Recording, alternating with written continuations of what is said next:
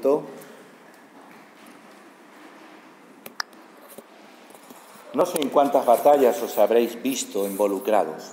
Cuando hablo de batalla, estoy hablando de circunstancias duras, adversas, parecidas a la que tuvo que atravesar el texto, la persona que hemos hablado en el texto de Abisaí, de Esbi-Benot. Estamos hablando de David. David había tenido muchos problemas en su vida. Ya sabéis que él tuvo que afrontar un adulterio. Tuvo que afrontar también el rebelarse contra el Señor. Pero sin embargo, tenemos todo un salterio lleno, casi un 70-80% de sus alabanzas, muestras también de su humildad, pero también de su pecado. Nos recuerda también que cada uno de nosotros tenemos también nuestros gigantes, nuestros Isbi-Benob, y también hemos de tener nuestros apoyos, nuestro Abisai. Es como una metáfora de nuestras vidas. Muchas veces los gigantes son aquellas cosas que nosotros construimos en nuestra propia vida.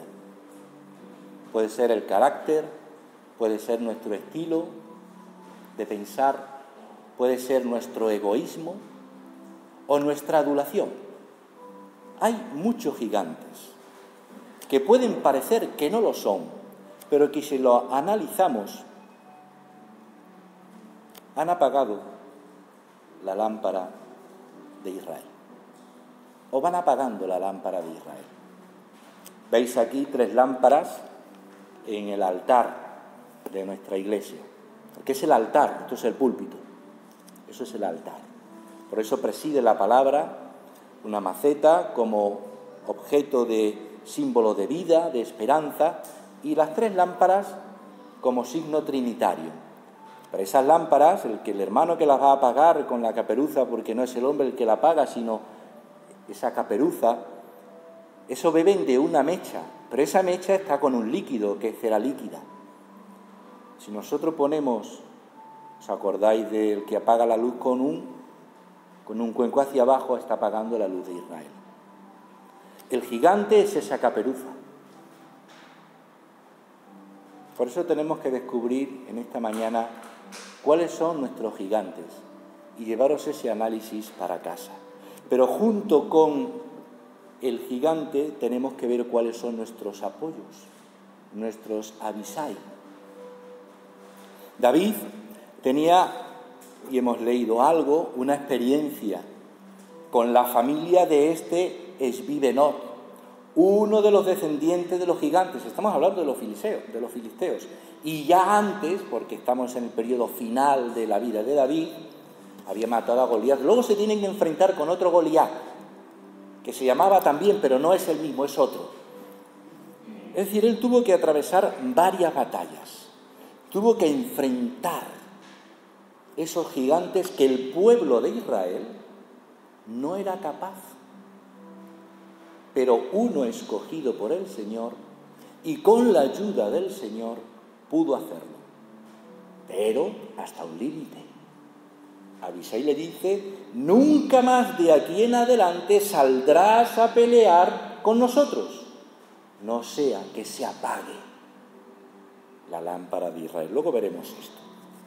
De ahí que tengamos que examinar nuestras vidas y ver también cómo actúa David. Si seguís leyendo en vuestra Biblia, os recomiendo que las traigáis.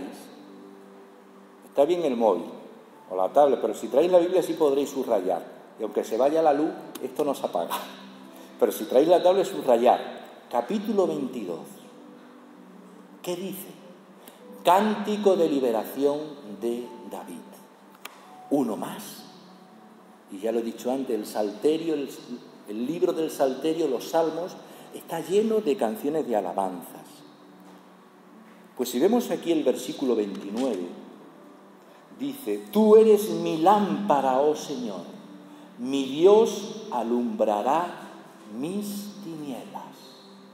No olvidemos este pasaje. Él reconoce la gratitud al Señor porque sus fuerzas se lo han recordado a Abisaí, y tenían espejos de plata y no se veían muy bien, pero si tuvieran lo que tenemos nosotros hoy y vieran nuestras patas de gallo, nuestras estrellas, es que ya no soy aquel joven que cogió la onda, soy otro. Muchas veces nos ocurre que es tarde cuando reconocemos la gratitud a Dios. Bueno, es la juventud, hay que darle tiempo. Sí, hay que darle tiempo, pero igualmente hay que enseñarles a tiempo la gratitud. Porque a David se le enseñaron desde pequeño. Y ya se encargó el Señor de enseñarle la gratitud al Señor. Ya dice el refrán que es de bien nacido ser agradecido. Pues si hemos nacido de nuevo en el Señor, tenemos que reconocer esa gratitud. No en vano Jesús dijo en Juan 8:12, yo soy la luz del mundo. Y en Lucas 11:36, hablando de la lámpara del cuerpo a sus discípulos. Jesús sabe todo esto y nos dice, tenéis gigantes. Hemos leído en Mateo 8, los que quieren seguir, pero cuidado, hay gigantes, yo no tengo dónde caerme, fijaros las zorras, pero el Hijo del Hombre, el Hijo de Dios, donde únicamente se va a caer es desde la cruz. Por lo tanto, no olvidemos ser agradecidos en el reconocimiento de nuestros gigantes. Por eso yo te pregunto, ¿cuáles son tus experiencias con tus gigantes? Luego te lo preguntaré al final también de la predicación. Porque tiene que ser como David, un canto de victoria, no un canto de derrota. El cristiano es un cristiano en victoria, no es un cristiano derrotado. Quien reina sobre este mundo no es el diablo, es Dios, que es bueno. Dios ha sido, es y será bueno, porque es su creación. Por lo tanto, nada nos ha de dar miedo ni pánico. Sí respeto, sí valorar, como dice el Señor, a aquellos que le van a seguir. Mide cuáles son tus gigantes. Mide a quién estás siguiendo y contempla lo que va paralelo. Que el diablo anda como león rugiente buscando a quién devorar. Por lo tanto, tengamos cuidado. Es como al niño, y tengo allí a dos chavales, ¿cuántas edades tenéis? De momento es que no podéis estar en la escuela dominical durante este curso, cariño, porque la situación está muy mala. Si habéis ido a la escuela, ¿cuántos años tenéis? 11. 6. ¿Y la nieta? 4. Cuando vais a clase os dicen las cosas buenas y aquellas precauciones que hay que tener. ¿A que sí? Pues igual a los mayores, cuanto más, porque somos los padres de ellos. Es decir, el Señor nos da capacidad para ser sabios y reconocer que tenemos que enfrentar batallas. Pero Dios es bueno y nos ha dado de su Espíritu Santo. Por eso no se trata de que tú quieras seguir al Señor, sino de que sientas que el Señor te llama y te dice, sígueme, deja que los muertos, un gigante para ese que quería seguirle, entierren a sus muertos. Hombre, no quiere decir que dejes el entierro de tus seres queridos, sino que le des más prioridad al que vive que al que ya se ha ido. Eso es lo que está diciendo. Y nuestra hermana que ha enviudado es la última viuda de la iglesia, nuestra hermana Fina lo sabe. Y otro hermano pastor que falleció su mujer hace poco, pues también, o Lilias, la mujer de Alberto Araujo, sabe lo que es eso, toda una vida, pero al final se van. Pero Dios ha sido con él bueno, y ahora con el que está es bueno. Por lo tanto, no hagamos del gigante que es un pitufo, un gigante, un monstruo, por encima de nuestra esperanza de que Dios es bueno. Y si hasta aquí me ha ayudado, a partir de aquí lo seguirá haciendo. Por eso David tiene claro que él, igual que recibió la fuerza del Señor, recibió también beneplácitos. Saúl lo hizo su yerno, le prometió riquezas, le exoneró de impuestos, el pueblo le reconoció como lámpara de Israel, era el guía. El pueblo necesita un líder. Aquel pueblo que no era capaz de enfrentar una batalla, se fijaron en el último de los hijos de aquel hombre que tenía tantos, y el último, que era un pastor joven cuidando las ovejas, le dijo que venga. Ese era David. ¿Qué recompensa nos da Dios? Claro, cuando hablamos del término Dios te bendiga, pues muchas veces pensamos en que me dará trabajo, cuestiones materiales. Fijaros que, ¿cómo somos, Dios es bueno. Dios nos va a bendecir. O sea, salud, trabajo. ¿Cómo os ha ido la vida? ¿A que no? ¿A qué va a ser que no? Que no nos da recompensas de ese tipo. Claro que nos va a dar trabajo. Pero la mayor recompensa es la fe. Y sostener esa fe, esa relación con el Señor. No hay mayor recompensa que saber que estás aquí por la gracia de Dios. No hay mayor recompensa que saber que además Cristo ha muerto en la cruz una y ninguna vez más por ti en la cruz, que ha resucitado una vez para siempre por ti y por muchos más. No hay mayor bendición en el ser humano que esa. Y aun cuando creas que las fuerzas, algo tendré yo que he hecho, sí, claro, pero lo que tú crees que es tuyo también es de Dios, porque somos creación nueva, hechas a imagen de Dios. Por lo tanto, si es así, siervos inútiles en el sentido de despreciables no, sino de fieles somos, porque hacemos aquello para lo cual el Señor nos ha diseñado y nos está catapultando y fortaleciendo para hacer. Por eso hemos de dar gracias al Señor, porque tenemos grandes recompensas que además no terminan en esta vida, que permanecen la fe y la esperanza. Pero el mayor de ellos, ¿cuál es? Decirlo, el amor. Ese no perece, porque Dios es bueno y Dios es amor. Claro, David no conocía todo esto, pero sí experimentaba el amor de Dios, la bondad, el perdón, el cuidado. Sus fuerzas le flaqueaban, pero no importaba. Lo real, lo trascendente era que el Señor estaba con él y le habían reconocido, él no se había hecho, la lámpara de Israel. Si leemos Efesios 6, verso 12, nos dice sobre la armadura de Dios algo muy importante. Porque no tenemos lucha contra sangre y carne, sino contra principados, contra potestades, contra los gobernadores de las tinieblas de este siglo, contra huestes espirituales de maldad en las regiones celestes. Por lo tanto, tomad la armadura de Dios. Es decir, fijaros qué gran bendición que el Señor, qué gran recompensa que por medio de la fe, del amor, nos da toda una protección, no para defensa, sino de ataque también. ¿Y cuál es el ataque? El amor, la esperanza. No el castigo, no vamos a ir a pegarle bibliazos para que crean, no. Hablando de que Dios es bueno.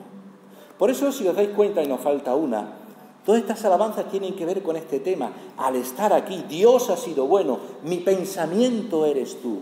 Y nos falta la última, eres mi respirar. Todo eso son recompensas reconociendo a Dios, que claro que tenemos nuestro es vive not, pero también tenemos el apoyo de que la obra del Espíritu del Señor está en medio de nosotros. Por eso te pregunto, ¿cuáles son tus gigantes? Vamos a dar 30 segundos, lo tengo aquí, para pensar en un momento, brevemente, ¿cuáles son nuestros gigantes? Si quieres, cierra los ojos, anótalo en tu mente, en tu corazón. Piensa.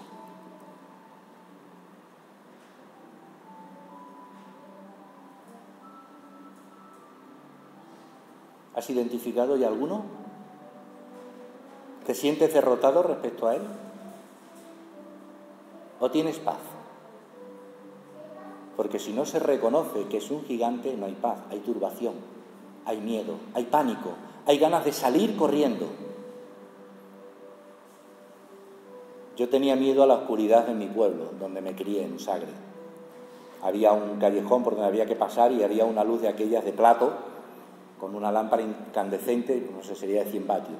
Pero esas noches cerradas, un campo de olivos al lado, que decían que había fantasmas, y es que sí, algún gracioso se ponía una sábana y asustaba a los niños. Y cuando había que ir a la otra calle y era el único paso, a mí me daba pánico pasar por ahí. Pero ya pequeñito me había hablado mi madre del Señor. Y yo decía, ay Señor, tú vas conmigo, tú vas conmigo. Y eso me hacía ver que ese gigante que yo me hacía por mis miedos no era más grande que la compañía y la seguridad de que Dios me acompañaba. Pues cuando hablemos y reconozcamos nuestros gigantes, acordémonos quién nos acompaña. Claro que hay luchas contra principados, pero tenemos la armadura del Señor.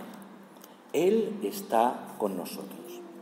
Os voy a leer un poquito del esbozo de un libro que os he comentado muchas veces y que espero que algún día me digáis, me lo he leído. Estoy hablando del Progreso del Peregrino, escrito hace más de 400 años, no hace 40, ya no tiene copyright, se puede descargar en PDF, lo hay en película, han hecho la versión femenina, como si no tuviéramos problema con una, La Peregrina también. Pero leer el libro, el que hizo John Bunyan en 1675 desde la prisión, porque no paraba de predicar el Evangelio. 1675. Llevamos más de 400 años. Pues no debemos de olvidar el paso de ese cristiano por la tierra, que tiene que encontrar de todo para llegar a la ciudad celestial. Tiene que pasar por la cruz, tiene que pasar por fidelidad, toda una serie de personajes que nos hablan literalmente de nuestros gigantes, que son los gigantes que tuvo Cristiano, que es el personaje central, tú y yo. Por eso la lectura periódica de uno se lee rápido, en 2 días, te lo puedes leer fácilmente. Y leer también a los niños, yo invito a los niños a que se lo dé, hay versión para niños, porque es una lectura muy fácil, porque él la hizo además para que se leyera en su casa, con sus hijos, tenía un hijo ciego. Pero no olvidéis, la cárcel, 1675, donde no tenían suite como los que hay ahora en las cárceles, donde no tenían teléfono ni PDA, casi ni papel, escribió ese librito para que se lo leyeran también a su hijo ciego. Esto nos recuerda que cuando el llamado del Señor en nuestras vidas se ahonda, se fortalece. Pero no queda ahí. Todos estos materiales nos recuerdan a Jesús. Él escogió 12 Abisai, 12 que le apoyaran. Era familiar de Moisés, era sobrino segundo, tercero, cuarto, no lo sé, seguramente. De hecho, era familiar. Pero vieron que con esa edad su deseo mental era de hacerlo. Pero dijeron, no puede. No es pero dijeron, oye, que es que como no le has pedido ayuda, pues nosotros no hemos quedado hasta que te maten. Vieron, observaron, se dieron cuenta que se caía. Como si leéis en Éxodo, en el capítulo 17, cuando Moisés está con la vara del Señor para que la batalla contra aquellos pueda ganarse. En los versículos 11, 12 y 13, Éxodo 17, dice, el 12 en concreto, y las manos de Moisés se cansaban, por lo que tomaron una piedra y la pusieron debajo de él, y se sentó sobre ella, y Aarón y Hur sostenían sus manos, el uno de un lado y el otro de otra. Así hubo en sus manos firmeza hasta que se puso el sol. Moisés en ningún momento les dijo, eran los Abisai, Aarón y Hur. Jesús escogió 12 Abisai, 12 Aarón, Hur, que le apoyara. Y cuando hubo necesidad, se quedaron dormidos en Getsemaní. Pero la tradición eclesial nos dice que también en la Iglesia hubo esa sana verdad, no dogmática, pero sí necesaria en la vida de los creyentes y de los líderes. Apoyarnos en oración los unos a los otros, porque son las manos de Aarón, las manos de Hur, las manos de Abisai que sostienen a aquellos que están ahí, pero también la vida de cada uno de nosotros. Y sostenemos a hermanos que ni nos conocen, ni conocemos, pero oramos por ellos, intercedemos por ellos para que el Señor los sostenga. No hace falta que digas, hermano, quiero que sepas que estoy orando por ti. No, no es sano. Porque de alguna manera es como sacar pecho. Mira, estoy orando por ti. ¿Y qué? Si luego tus hechos demuestran que no me ayudas. Que la oración sea un compromiso de algo más. Por eso es importante que no digamos por quién. Oramos todos, los unos por los otros, sin cesar. Como aquel predicador que decía, mi hermano, quisiera ser como usted que predica. Dice, no, el mérito no es mío, es de aquellos que están en la predicación orando por mí. Por ejemplo. Oh, hermana, estoy orando por ti que soy mayor. No, no te preocupes, pero de vez en cuando llámame también, que me gusta hablar. Y que me escuchen. Porque orar no solamente es hay piedad, Señor, es otras cosas. Es hablar también con el prójimo. Es descansar en el abrazo del Señor, en el que te diga, no te preocupes, ya lo hago yo en vez de hacerlo tú, porque no, ni siquiera no puedes, no, te voy a ayudar, deja de hacer esto, ya lo hago yo. Eso también es sostener desde la armadura del Señor los unos a los otros. Porque muchas veces la condición física de nuestras vidas delatan que no podemos ir más allá. Pero sin embargo, aquel gran guerrero descendiente de Goliat probablemente era primo. La lanza, 30 y tantos siglos, 300 y pico, son unos 30 kilos. Una lanza de 30 kilos es una señora lanza, ¿eh? Solamente el peso del que caía lo reventaba. Pero pudieron. Abisai, no David. Por eso el Señor nos llama a ser lámpara, luz.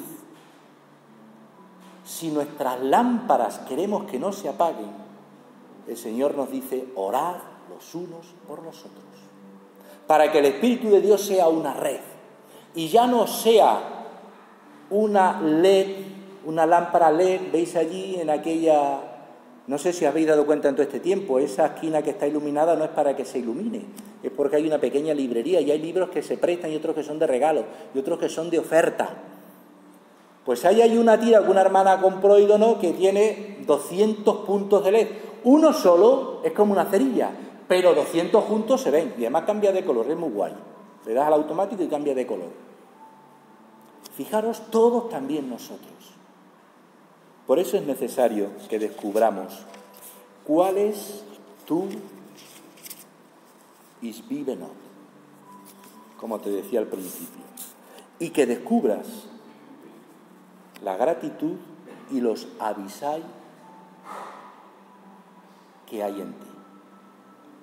Y no es que sepas los hermanos que están orando por ti, es la certeza de que oran por ti. ¿Alguno tiene duda de que no se ora por él? Pues si no tenéis duda, animaos, porque los unos a los otros en el Señor, por medio de su Espíritu, nos estamos fortaleciendo. Pero cuando alguien que asiste a la iglesia, que escucha la palabra, piensa que nadie ora por mí, es un triste cristiano, por lo tanto no es cristiano. Porque el que se dice que ha nacido de nuevo en Cristo, ora por toda la iglesia y por toda la sociedad. Como nos dice la palabra, orad los unos por los otros y por las autoridades. No hace falta hacerlo visible, ni desayuno y que salgan los medios, no. Oramos por ellos para que el Señor haga de su voluntad. Porque tenemos el Espíritu Santo, que es la ayuda idónea que Él ha puesto en nuestros corazones. Por lo tanto, no descansemos en la esperanza y en la seguridad de que el Señor está con cada uno de nosotros. Así que todo el cuerpo está lleno de luz. Lucas 11:36. No teniendo parte alguna de tinieblas, Será todo luminoso, como cuando una lámpara te alumbra con su resplandor. Eso es lo que aviva y transforma a una iglesia. Sentir que somos pequeñas LED, lucecitas LED, en términos electrónicos, pequeños bits, pero que todos juntos en ese microchip sale un programa de luz, de esperanza, que esa lámpara de luz no la apaguen los gigantes, que son gnomos en nuestras vidas, pero que nos recuerdan que tenemos que estar avivados en la luz.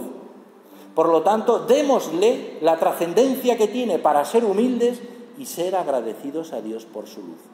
Que vivimos en comunidad, no separados, que vivimos en el amor del Señor. Por eso nos necesitamos los unos a los otros para poder vencer ese pequeño problema que crees que te está venciendo y te dice, ¿pero por qué? Si están orando por mí, pues yo tengo que ser un vencedor, tengo que ser un David, tengo que ser un apóstol, un embajador de luz, del Señor de luz en esta sociedad. Da igual que seas mayor, que tengas limitado tu movimiento, que tengas limitado el andar por las rodillas, por las caderas, da igual. Lo que importa es no perder la perspectiva de que eres luz del Señor y que Dios es bueno. Porque todo lo demás va a contribuir para bien desde esa perspectiva de victoria y no de derrota. Por eso cuando pienses ahora en lo que te preguntaba antes del gigante, por favor, no lo veas como que te ahoga, te pisa y te machaca. Míralo como que el Señor te está ayudando a reconocer lo que hay en ti para que puedas descansar en Él y tener paz, el shalom, el que Dios domina en tu vida por medio de su Hijo Jesucristo, y que de Él puedas recibir toda la fuerza para glorificarlo. Oremos. Dios y Padre, te damos gracias porque tú nos fortaleces en medio de la debilidad. Tú nos haces experimentar la grandeza de tu amor, la esperanza que tú nos das en la victoria de tu Hijo al ascender a los cielos después de haber vencido la muerte, recordándonos que la victoria ya la tenemos, Señor. Ayúdanos a pasar por este campo de batalla, pero no olvidando que tú ya la has ganado, que hay victoria. Líbranos, Señor, de darle más volumen a esos pequeños gnomos, que no los hagamos más gigantes de lo que no son, pero que nos ayuden a mirar a ti, a ser humildes y reconocer que la victoria es tuya por medio de Jesús. Amén.